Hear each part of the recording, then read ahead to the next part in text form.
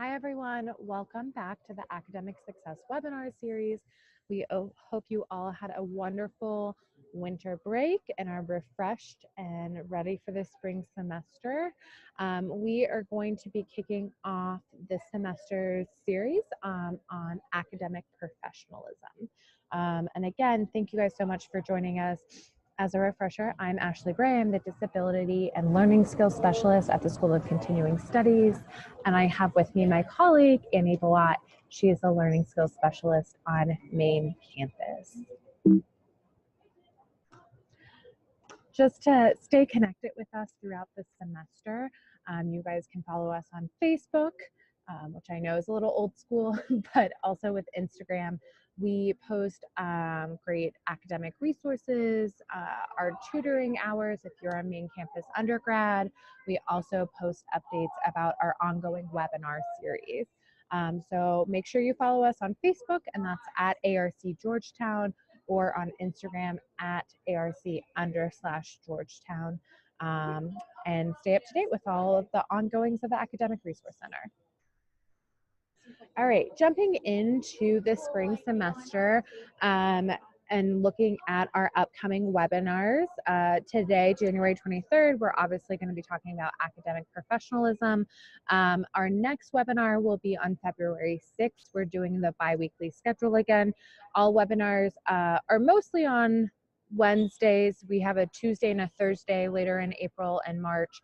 All of them will be on the same Zoom link. So the Zoom link to use now to log in, please use that throughout the semester. That can be found on our website, and they will all occur at 1 p.m. Again, if you miss one of our webinars live, you can always go back and find us on our YouTube channel, which can be found on our website, academicsupport.georgetown.edu, under the Academic Support tab, and then there is another tab for Academic Success webinars, and you can find all of our old webinars starting back from the past 4 semesters. All right, so to get started on our topic around academic professionalism today, we thought this was a really kind of good quote to help set this scene around what is academic professionalism, what are the components of it, what does it mean for me when I'm in the classroom as a college student. And so the quote is, "We judge ourselves by our motives where others judge us by our behaviors." And so I think a really good lens to think through as we are moving through today's webinar. All right, so let's start off. What is academic professionalism in a nutshell? And that really is a lifelong set of beliefs, attitudes, behaviors that must be learned, internalized, personally constructed, and reconstructed. And I think the big piece there to hold on to is that they're constantly changing, right? We're evolving just like we're evolving as we grow into ourselves in our academic programs, personally and professionally, but these attitudes and beliefs can be constructed and reconstructed and change as we move through our programs. And these things contribute to making you a successful student. And really what we're looking at here is that they're going to be carried on, transitioned with you into the workforce. So a lot of the things that you're learning now in the classroom are things that are going to be transition and foundational for you in your professional careers. And it's really important to remember that the classroom is a training ground for developing these skills. So the expectation is that you are not necessarily coming in with perfected academic professionalism skills, but that we are practicing these types of skills, developing these skills for when you are entering the workforce, like Ashley mentioned, that you do have a really good foundation of what a great academic professional looks like in terms of your communication skills, the way that you hold yourself,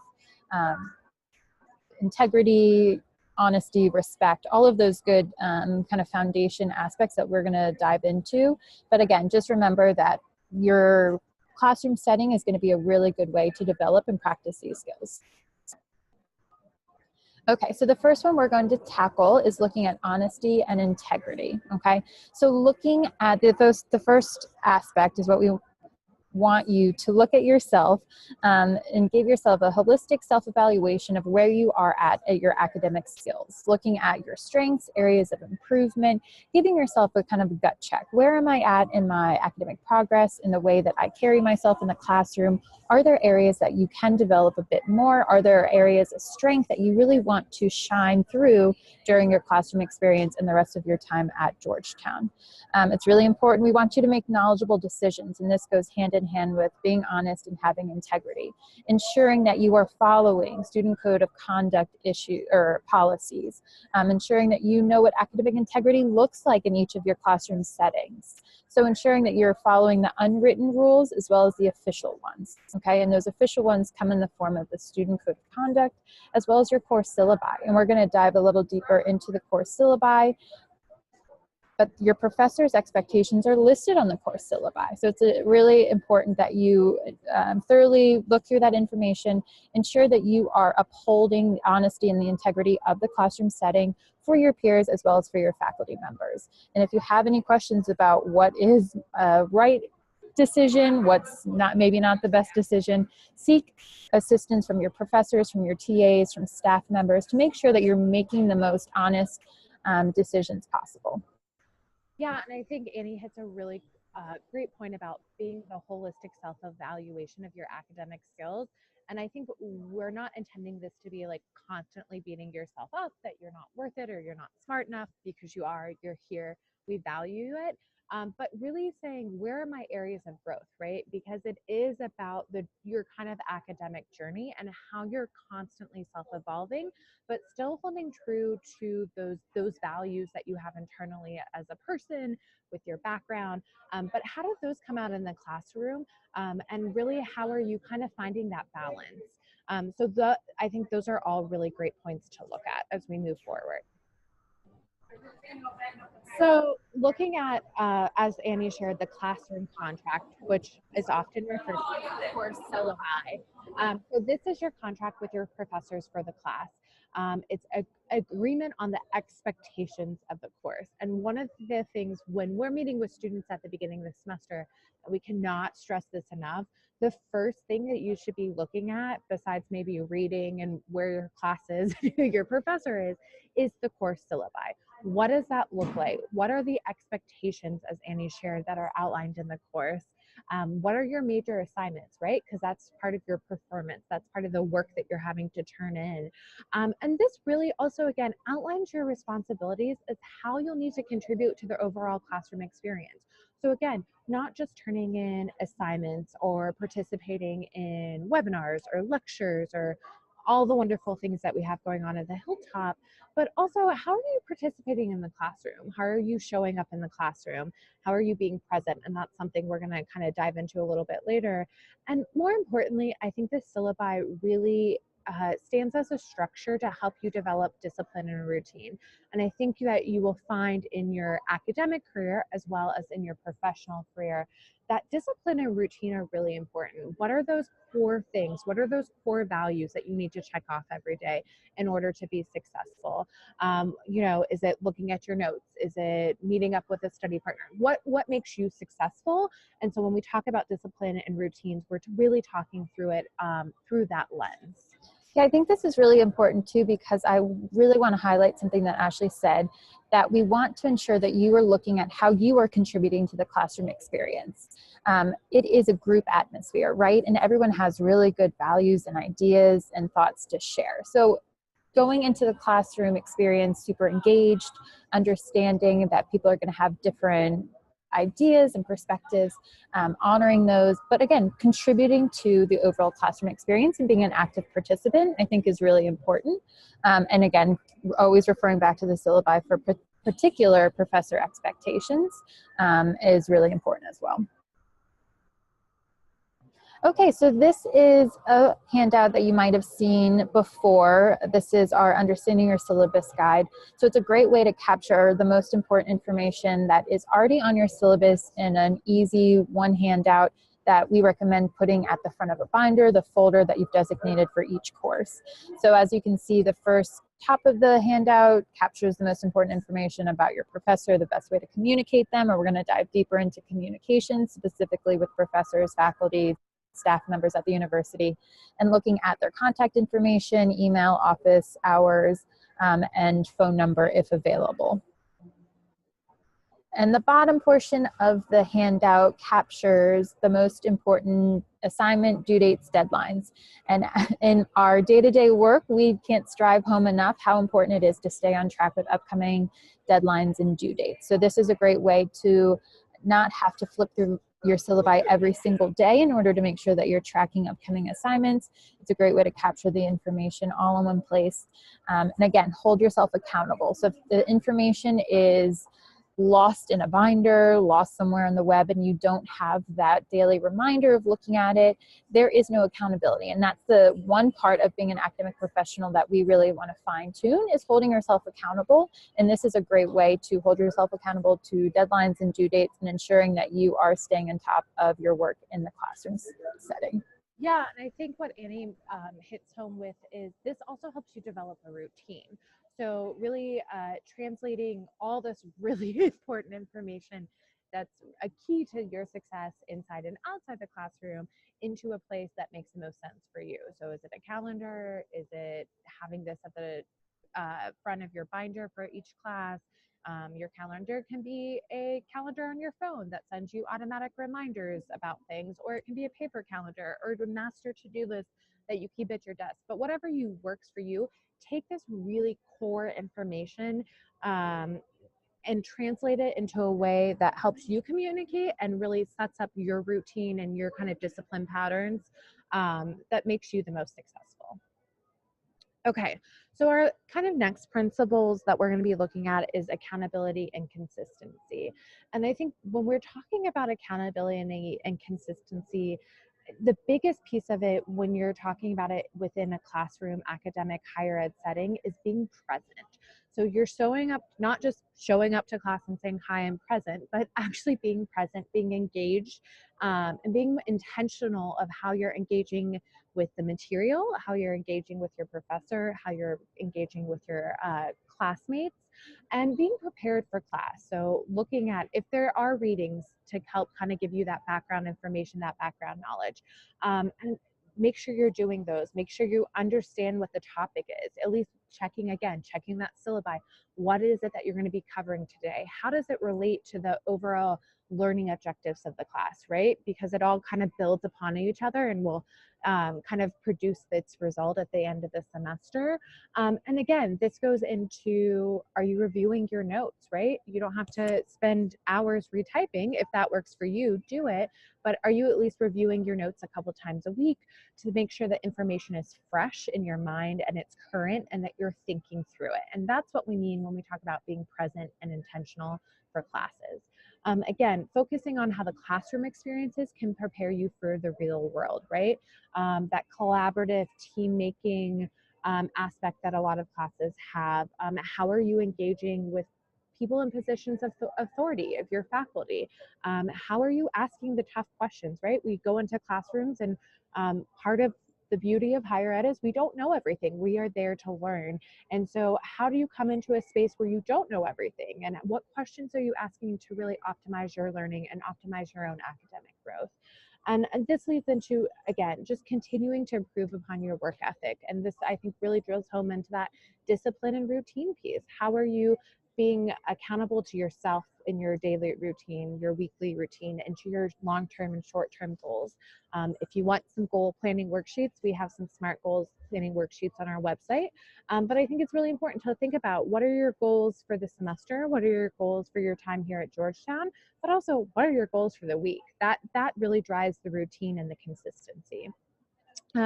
Again, accountability also occurs outside the classroom. So how are you engaging with those notes on a deeper level? How are you engaging in being proactive and asking for help, right? I think sometimes we get stuck in a way that we only interact with our faculty or staff or TA inside the classroom setting. They have office hours. They want to help you outside that classroom. So how can you engage them in other ways to really cultivate that learning and get you to that kind of next level of expertise along your journey? Okay, so the next pillar that we're going to look at is problem solving. Okay, and when Ashley and I work with students on time management or any type of study skill, we always reinforce that it is a trial and error. So it is a process. Not everything works out the first time, not everything works out for everybody the exact same way. Okay, and that's definitely part of being a professional. It's being able to approach questions, challenges, and setbacks with a positive, proactive, and very flexible mindset, right? And an attitude that says, I am open to suggestions, I'm open to trying things a different way. And of course, always seeking resources or advice when needed. So ensuring that you are engaging in the process, but open to not necessarily everything working out the way that you anticipated, being able to take on other people's viewpoints and constructive criticisms and feedback is really helpful. And of course, again, just being flexible with the process and knowing that everything is trial and error and kind of working out the kinks right now. And again, once all of these skills will really translate to the professional world and knowing that you might be thrown a project or really, heavy deadline and figuring out a best way to reach that deadline or to reach that goal. So if you want to use some problem-solving resources, I would recommend checking out our website, which I know we've highlighted a lot during this webinar. But as you can see from the arrow, if you go onto our website, which is academicsupport.georgetown.edu, we have the Academic Support tab, and there we have all the resources we've been mentioning around time management, so helping you develop those routines, that consistency, that accountability piece. We also have great resources on finals, but also looking at using your syllabus guide, how to interact with your faculty, how to interact with your notes. That's all there on our resource page. And again, if you would like to meet on more of a kind of individual level, Annie and I both offer individual consultations to students. So make sure you get in touch with us if you're feeling that maybe you just want someone to kind of talk through these strategies with. We love doing that, and we're more than happy to set up those appointments. All right, so we're going to talk about the communication piece. And I think this is one of the biggest pieces that we stress with students, and especially when you're addressing faculty and staff. So how are you addressing faculty and staff appropriately, using appropriate titles? Maybe you might have some faculty who are a little bit more lenient and say, call me by my first name, but you might have some faculty who are saying, no, call me doctor. And so kind of understanding the culture of the classroom, the culture of your program and your department, how are you addressing them? And then again, monitoring your own emotional expressions and responsiveness. And I think this goes back to, we all have our own set of values that we bring to the classroom, and I think it's important, and the diversity in those values are very, very important. It helps create, I think, a broader, more engaging academic environment. But how do we kind of balance that with maybe learning something that we don't necessarily always agree with? Or how do we balance that with when you're working in a group project and you guys want to approach something two different ways?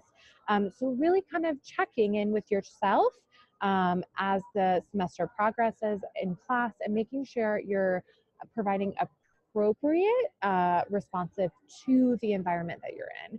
And then being receptive to feedback and constructive criticism. I know it's sometimes really hard to hear feedback, especially if you thought you really did really well on a paper, did really well in an exam, but faculty and staff, we are here to help you, and we want to see you grow. And so a part of that growth process and making sure that we're helping cultivate the best academic professionals that we can be is ongoing feedback. And I think as you transition into a professional environment, this is something you just kind of become more and more comfortable with because it happens often. And I think another part of the feedback piece is just not getting feedback from others, but how are you providing your own kind of feedback? How are you checking with yourself to say, am I progressing to these goals? Are there things that I need to change in terms of my routine or my study skill strategies? And so that is something that's really ongoing. And I encourage students to look at it as not a negative, but something as very proactive, and something that's going to help you reach those long-term goals. All right, last but not least, become familiar with email etiquette and put it into practice. And this is especially important for our online students who are engaging primarily on online classrooms with Blackboard. But email is the primary way that most of us communicate now. And so I'm going to throw it over to Annie to kind of give us just some good, quick tips and tricks about proper email etiquette.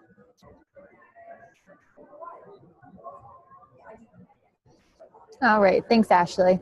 So Ashley's right. Email is one of the main forms of correspondence between staff, faculty, even peers on campus. So it's really important that we, as a whole, start developing our email etiquette to ensure that we are communicating effectively, properly, and really trying to get our message across as needed.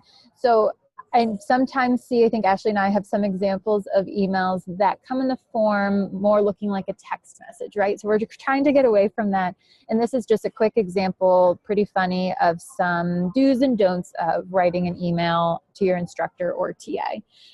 The one thing to start off with, of course, greetings, right? Ensuring that you are greeting the person the way that they want to be greeted. So if professors have met you and have communicated that they want to be addressed by their first name, that's their prerogative, and that's the way that you can formally address them. But if they have asked you to address them in more of a proper way, please do so in all correspondence with them, okay?